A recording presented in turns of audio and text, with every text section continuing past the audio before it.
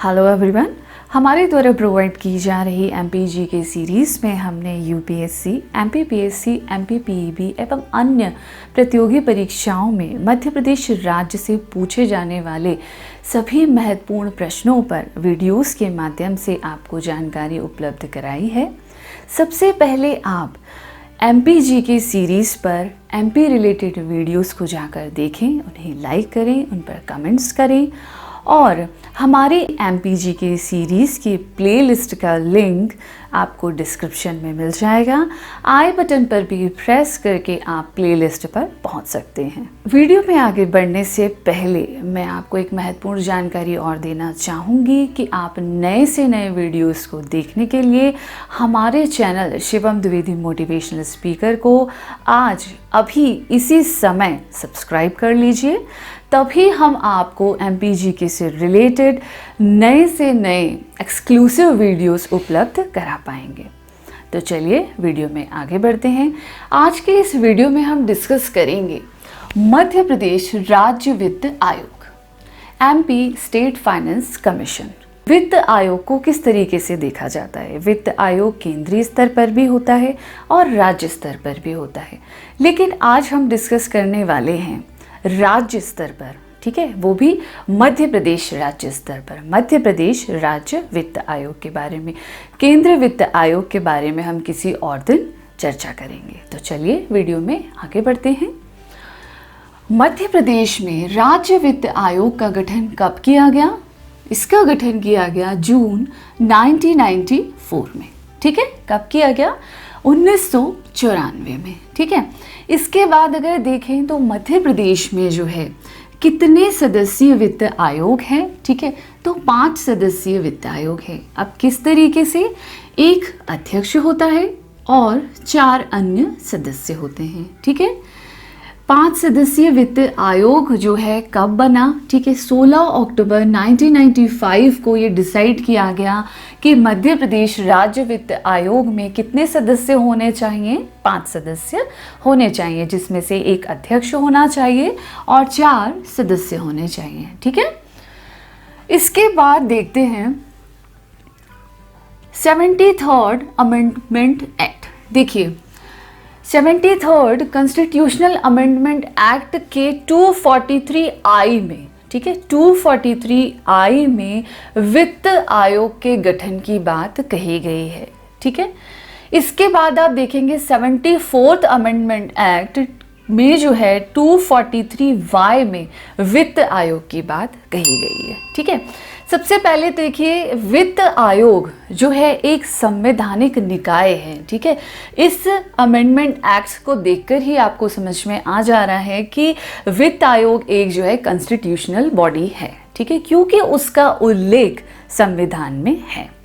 देखिए 73rd amendment act और इसके सारे आर्टिकल्स, ठीक है, पंचायती राज व्यवस्था और उससे रिलेटेड सारे आर्टिकल्स पर हम 2 सेपरेट वीडियोस बना चुके हैं। पंचायती राज व्यवस्था पर भी हमने वीडियो बनाया है और पंचायती राज व्यवस्था के कॉन्स्टिट्यूशनल आर्टिकल्स पर भी हमने वीडियो बनाया हुआ है। वो भी एक ट्रिकी वीडियो बनाया है। ट्रिक से आप सारे आर्टिकल्स याद कर सकते हैं, जिसमें से एक आर्टिकल है 243I।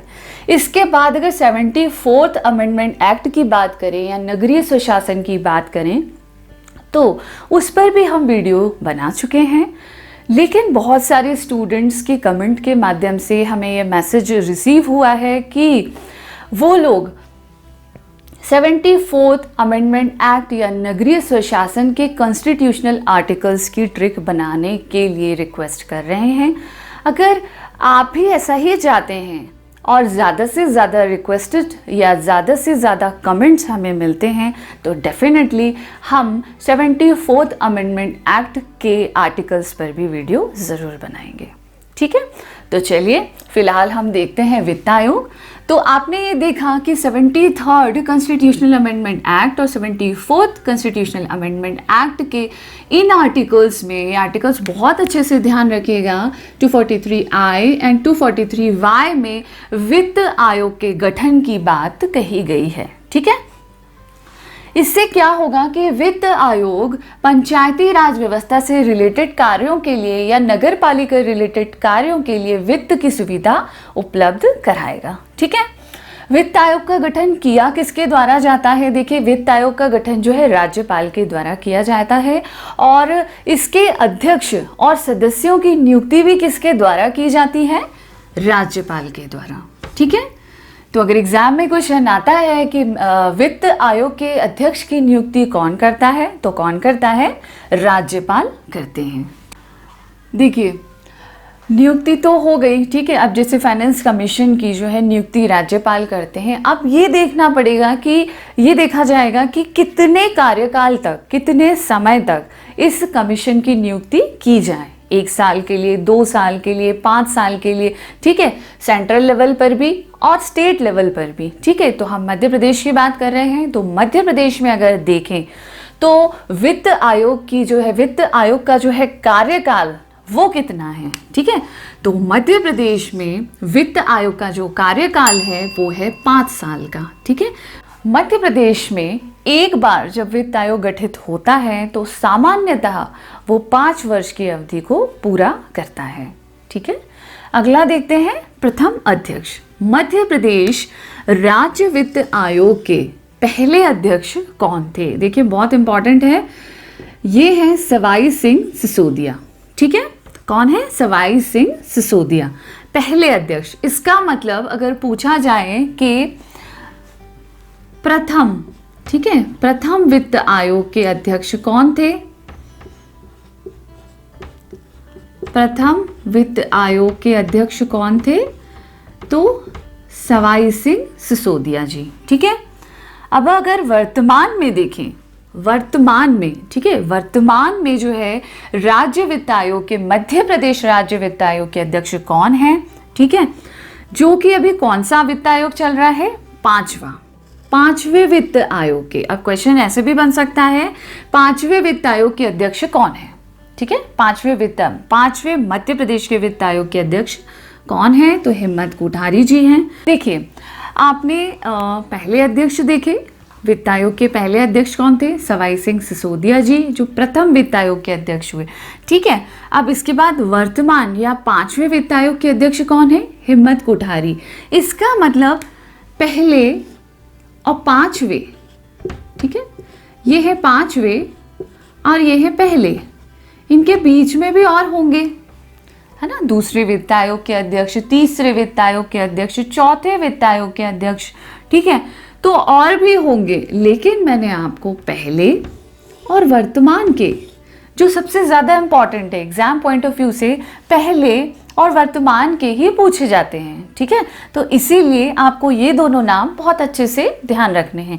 तो प्रथम वित्त आयोग के अध्यक्ष हो गए सवाई सिंह सिसोदिया जी और वर्तमान वित्त आयोग के अध्यक्ष या 5वें वित्त आयोग के अध्यक्ष हो गए हिम्मत कोठारी जी। ठीक है, चलिए आगे बढ़ते हैं। अब देखते हैं कार्य, वित्त आयोग किस तरीके से कार्य करता है। ठीक है, अब देखिए क्या होता है, वित्त आयोग अपनी वार्षिक रिपोर्ट तैयार करता है या उसके अध्यक्ष या उसके सदस्य मिलकर उसकी वार्षिक रिपोर्ट तैयार करते हैं। ठीक है, इसके बाद वो क्या करते हैं? ठीक है, राज्यपाल को उस रिपोर्ट को सौंपते हैं। ठीक है, किसी भी पर्टिकुलर, देखिए पंचायती राज व्यवस्था हो, नगर पालिका हो, ठीक है, सभी को वित्त दिया, ठीक है, वित्त की सुविधा दी। ठीक है, तो अब इसके बाद उसकी रिपोर्ट भी तैयार होगी कि किसको कितना वित्त दिया। ठीक है, उस हिसाब से उसकी पूरी रिपोर्ट जो है किसको दी जाती है? राज्यपाल को दी जाती है। और राज्यपाल क्या करता है? राज्यपाल जो है विधानमंडल में उस रिपोर्ट को प्रस्तुत करते हैं। ठीक है, तो राज्यपाल क्या करते हैं? विधानमंडल में उस रिपोर्ट को प्रस्तुत करते हैं। इसके अलावा और क्या क्या कार्य होते हैं? देखिए, इसके अलावा ऐसे कर, शुल्क, फीस को निर्धारित जो पंचायतों, नगर पालिकाओं को दिया जा सके। ठीक है, अब देखिए पंचायतों और नगर पालिकाओं को कर की सुविधा, करारोपण के लिए, ठीक है, शुल्क, फीस, इस तरीके के लिए जितने भी वित्त की आवश्यकता है, ठीक है, उसकी सिफारिश, ठीक है, राज्यपाल कर सकता है। वित्त आयोग में, ठीक है। तो ये लोग जो है पंचायतें और नगर पालिकाएं जो हैं किसको सिफारिश करेंगे, राज्यपाल को करेंगे, ठीक है। राज्यपाल इनकी सिफारिश जो है कर सकता है, ठीक है। इसके बाद अगर देखें संचित निधि से अनुदान की मांग की सिफारिश भी कौन कर सकता है, राज्यपाल, ठीक है। राज्यपाल जो है संचित निधि से अनुदान की मांग की सिफारिश भी कर सकता है, ठीक है। इसके बाद देखिए योग्यता अगर देखें, अध्यक्ष वित्त आयोग के अध्यक्ष पद पर आने के लिए या वित्त आयोग के अध्यक्ष पद को प्राप्त करने के लिए क्या योग्यता होनी चाहिए, ठीक है। योग्यता ये होनी चाहिए कि लोक मामलों का अनुभव होना चाहिए, ठीक है। उसका अध्यक्ष पद पाने के लिए, वित्त आयोग के अध्यक्ष पद को प्राप्त करने के लिए लोक मामलों का, ठीक है, जितने भी लोक मामलों के मुद्दे होते हैं कि किस तरीके से सारी चीज़ों को चलाना चाहिए, इसका पूरा अनुभव अध्यक्ष को होना चाहिए, तभी एक पर्सन को वित्त आयोग का अध्यक्ष बनाया जाता है, ठीक है। इसके अलावा देखते हैं, देखिए एक सचिव भी होता है, ठीक है। ये भी एग्जाम पॉइंट ऑफ व्यू से एक इम्पॉर्टेंट फैक्ट है। एक सचिव भी होता है, ठीक है, जो मध्य प्रदेश राज्य योजना मंडल का सदस्य होता है, वो ही वित्त आयोग का सचिव होता है, ठीक है। जो राज्य योजना मंडल का सदस्य होता है उसे ही जो है मध्य प्रदेश का सचिव, मध्य प्रदेश राज्य वित्त आयोग का सचिव कहा जाता है, ठीक है। इस फैक्ट को भी आप याद रखेंगे। इस तरीके से हमने पूरे जो है स्टेट फाइनेंस कमीशन को समझ लिया। आई होप ये वीडियो आपको अच्छा लगा होगा। हमारे इस वीडियो को लाइक करिए, अपने फ्रेंड्स के साथ ज़्यादा से ज़्यादा शेयर करिए, और चैनल पर नए हैं तो चैनल को सब्सक्राइब करना बिल्कुल भी ना भूलें। इस वीडियो से रिलेटेड कोई भी क्वेरी हो तो आप कमेंट बॉक्स में कमेंट करके पूछ सकते हैं। तो मिलते हैं अगले वीडियो में, तब तक के लिए धन्यवाद।